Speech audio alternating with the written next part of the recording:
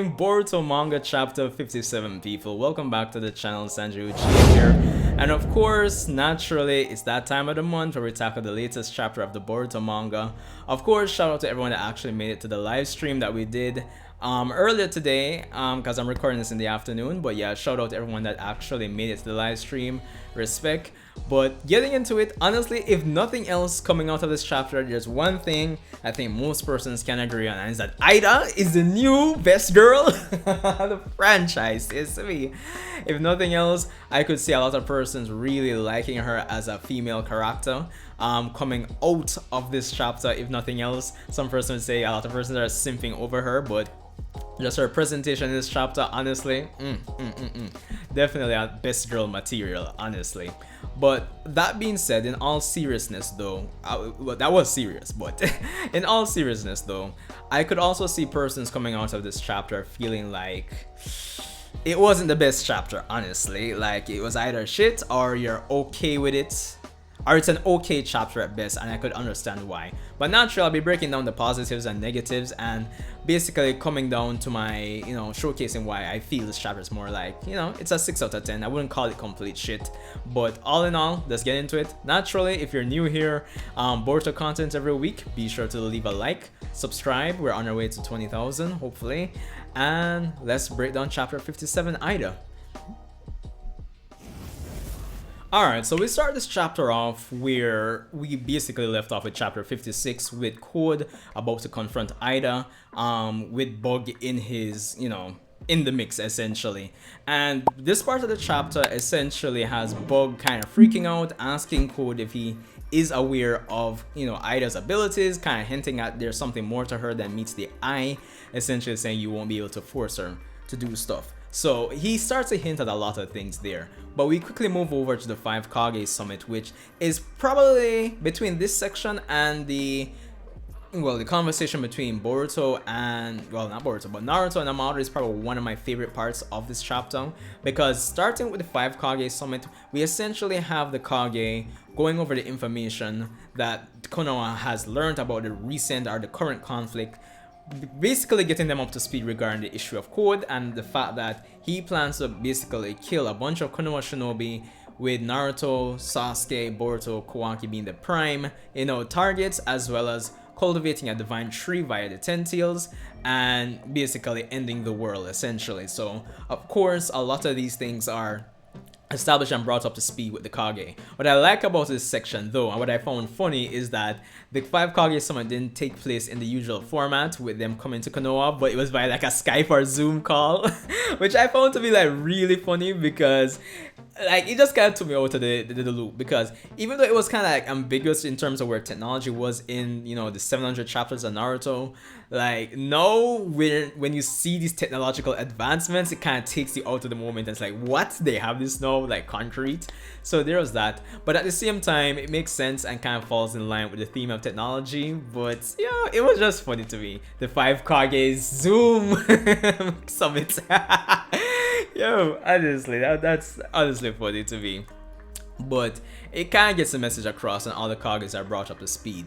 But what I liked about the summit though was that it kind of starts to reinforce that emotional conflict that Naruto has been essentially going through in a subtle manner since learning that Boruto is going to be taken over by Momoshiki, as we eventually see Gaara asking, even though the matter of Code is like super important, would you be able to kill Boruto essentially if he becomes that Ishiki level threat? And Naruto, in his roles, his capacity as Hokage, responds how he should, in that he'll do what he has to as Hokage. So there's that. But what's also nice to see that all Kage are in character, given that they know just about as much as we the audience know as well, given that we as audience, we see Amado doing all of this, this fantastical stuff, helping out the village, cooperating with them and presenting all this information to them. But at the same time, we as the audience don't fully trust Amado either. So it kind of emphasizes that when Darui asks, can we trust him? And even when the Tsuchikage is saying, even if we can partially trust him essentially, how do we know that everything he's done isn't just to put himself in that position to be trusted? So I like that the characters emphasize what we the audience are feeling as well in terms of how we think about Amado. Yeah, probably to a degree, but there's definitely that part of us that there's more to him than meets the eye. He has some agenda, so I like that as well. Now moving on to the conversation between Amado and Naruto, where honestly, shout out to Ikemoto for this chapter, where it almost seems as if, yeah, shout out to Ikemoto as I was saying, because it almost seems as if like how things were illustrated for this chapter in terms of seeing the emotion on certain characters' faces, like Amado and, you know, Code and Naruto. Yeah, in certain instances you could see the emotion on their faces, especially in this whole conversation with Naruto and Amado, where of course Naruto's expressing how he truly feels about the situation about Boruto, which, you know, even though we know this already, we know he loves Boruto, but despite whatever differences they had from the Momoshiki arc, the Chunin exam still no, he genuinely does care about his son and his family by extension. So that was, even though that's what we already know, it was nice to see that as well. And also we also learned that Amado had a daughter who apparently died 12 years ago. So those theories about Delta probably being Amado's daughter might be true, or who knows, by the end of this it could be, you could infer from this chapter that maybe Eida was his daughter as well, maybe, but I don't know, it's kind of sketchy. It's kind of sketchy. But apart from that, we're introduced to the Byakugan weakening pills. We learned that Amado's theories that are from his efforts to take down Ishiki and r/Jigen, he came up with the Byakugan weakening pills, which he doesn't share the details of how he came up with them, but at the same time, he's saying that since the Byakugan originates with the Otsutsuki, he feels that these Byakugan weakening pills could actually, by extension, slow down the Otsutsufication process that Boruto is experiencing. But as a result of that, the side effects of that now is the fact that Boruto might experience vision loss or possible death as well as side effects, especially since Boruto would have to keep taking these drugs to actually maintain a level of efficiency and effectiveness to it. And of course he leaves that in the choice to Naruto and by extension Boruto. So to me, this first section of the chapter actually does a pretty decent job, even though despite the Ninja Alliance don't really have a lot of moves they can make right now. It introduces a lot of emotional conflict with characters that we actually care about, i.e. Naruto, and to a degree Boruto, etc, and Hinata and Himawari, because of course Amado does mention that, yo, don't let Hinata or Himawari take these drugs, and it kind of feels like we were setting things up, like putting a narrative element in place that has to have some payoff, and it makes me wonder, will Hinata or Himawari actually get those drugs? Will we see the side effects of it? If it's a case where Boruto says like, yo, I'm not gonna take those, it just feels like one of those narrative elements that we have to get some payoff for. So, and at the end of the day as well, it kind of feels like it's one of those elements for the Boruto side of the franchise where they're really taking those themes, those kind of societal themes in terms of like drug abuse. It's like thematically Kishimoto is taking things to like a darker place in terms of the themes that he's exploring within the Naruto universe. I would say maybe these are themes, probably equally dark themes have been explored within Naruto. Maybe I'm kind of overlooking it, but it kind of feels that way with Boruto, and I think that adds marks to the chapter in terms of what made it good for me at least. So I like that. Now moving on from there, apart from, yeah, we did learn that we can't actually get to the Kara base because the transporters have been destroyed and stuff. Yeah. Kind of skipped over that. But we go over to the Eida section now, where we find out a lot of information in terms of Eida's abilities, her goal in relation to code, etc, etc. Now I found this part of the chapter really funny, very engaging, entertaining, but at the same time, for the persons who hate this chapter, I could see why, because at the same time I found it to be kind of surface level. It feels like we didn't really touch on a lot of things in depth at the same time, and it feels like we're coming out of this with more questions than answers at the same time, especially for a monthly chapter where we have to wait an entire month more to actually get more information. So I could see why this chapter might have frustrated you guys, but for entertainment value, I found the conversation between Amado, between sorry, Code and Ida and Bug to be absolutely funny, where we see that apparently Ida comes out, she walks past this Code, and apparently Code can't kill her. Eventually, she goes to, brush her teeth because she feels like she's been asleep for too long, and yeah, it was just funny. It's like just her presence, her presentation, her personality in terms of how she talks and all of that kind of really helps sell Ida for me as best girl of the series. So there's that. Some person are saying she's a combination of Sumire and Hinata, I guess. So there's that. And we move on from there to the bar scene. I mean, the fact that she said Bug carry him to the bar, like that sold me on her, dog, honestly. But I love how things are drawn here with Cooper asking you, dog, like basically just paraphrasing here. Yo, I know she's. Do you think I have a chance, man? Do you think she's interested in me? Like, that kind of vibe. And it was funny and entertaining, if nothing else. So after that, we kind of start to get more information on Ida's abilities. We learn that she's able to actually, she has some level of clairvoyance, and shout out to Organic Dinosaur, based on what she was saying, based on the kanji and the translations, it seems like the kanji that's used for clairvoyance can translate to Senrigan, which is the only spoiler that was seen about this new dojutsu. But so we learned that she's able to actually see everything that's happening in the world at the moment. Essentially, she describes it as her consciousness basically being transmitted to that point in time. Essentially, she can see everything that's happening in real time now in the world, as well as moments in the past as well, by sending her consciousness to those points. But she can't actually go back further than when she was born, essentially. So there's that. And I really like how the dialogue is here. As I keep saying, it's very entertaining. She subtly hints at basically code, don't ask my age, essentially. Just the back and forth dialogue I think is very interesting. It just really shows that to me, it just really exudes that Ida is like a sophisticated woman, essentially. Like, charming, not black and white. She'll kind of hint at stuff. Like, I don't know, just the back and forth conversation was really entertaining, I'm not gonna lie. But all in all, we also find out that, of course, the main reason that Code came to Ida was to find a way to get rid of the limiters that was placed on him, but Ida reveals that only Amado is able to actually take off those limiters via biometric scans and biometric authentication via his voice and eye.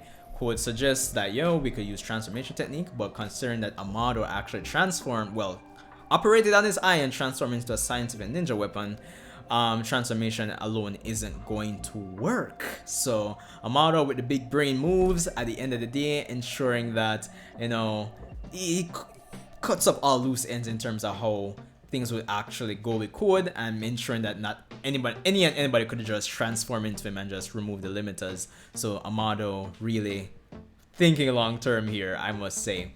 So that was definitely interesting.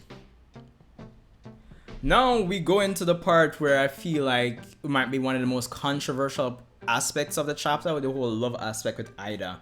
So essentially, we find out that Ida hates Amado, essentially. And based on her conversation with Code, where she basically asks Code if he likes her, and we go into the whole concept of essentially her not being able to experience true genuine love from persons, because her issue is that she doesn't know if the dynamic between her and persons who would actually genuinely like her is actually real. So she feels like a lot of her, like, I know it's focus, her goal is love, and that's what Kishimoto points it as, but the nuance I could actually glean from it is that all her relationships, all her dynamics are seemingly manufactured, are fake, and this is as a result of Amado, and hence why she wants to actually take out Amado, because she hates him because of this, because all her relationships seem like some manufactured fake kind of dynamic. It'd be kind of like somebody pays everybody to be nice to you, and you're aware of that fact, and I guess that would affect you on a mental level going long term. But that aside, what is put at the forefront of the table, despite that nuance I could glean from it, is that she wants to experience passionate, genuine love. So I don't know how you as a Naruto fan would react to that, but based on how Eida presents it, I don't think it was presented in a cringy way. So I think that's the middle ground between between things, I guess. But we also learned that she's unable, this ability of her to actually capture the hearts of persons. She's not able to affect Otsutsuki and persons that are related to her by blood, which I feel persons are looking into the fact that that might be a hint that Amado is her dad. But based on the translation I read on Manga Plus, she kind of compliments Amado on his appearance somehow. So I don't know, that would be kind of sketchy. So that's why I kind of feel like she's probably not his daughter, but it could be. Let's see. So there's that. So of course, due to the fact that she can't actually affect Otsutsuki, she goes to Seo, Kawaki is an Otsutsuki.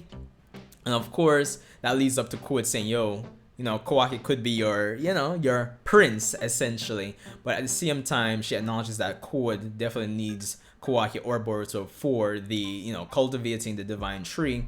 And of course, I think this was in the manga, the official Manga Plus translation, where, Code is concerned that, you're going to be short of one person you can experience genuine, love with. And she's like, nah, I'm monogamous. I'm like, oh, that just sealed the deal. Eida is best girl, isn't it? So, of course, they decide to say, cheers, we'll work together. She's aware that the Kage are having their conference, but since she can see and hear everything, they won't be able to catch Code. So they agree to essentially work together towards both of their goals, and that's essentially where the chapter ends. So, all in all, I would say it is a 6 out of 10 chapter with the potential of it retroactively being raised to a 7, depending on how Kishimoto handles Eida going forward in terms of her abilities. While at the same time, I feel like a lot of the conversation between Code and Eida was kind of surface level in terms of her abilities, in terms of how she's able to actually, see everything up to the day she was born in the past and actually view everything in real time right now throughout the world.